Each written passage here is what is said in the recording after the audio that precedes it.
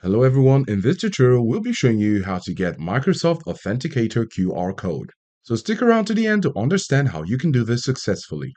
So you want to log on into your Microsoft account. At the top right corner, you can click on your profile icon and then click on My Microsoft Account.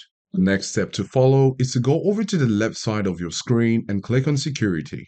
And then under Security, we're going to look for the Manage How I Sign In button. We're going to click on it. And at the bottom of this page, we have this option, Add a new way to sign in or verify. You're going to click on it, and then these options will pop up. Go ahead and choose Use an app.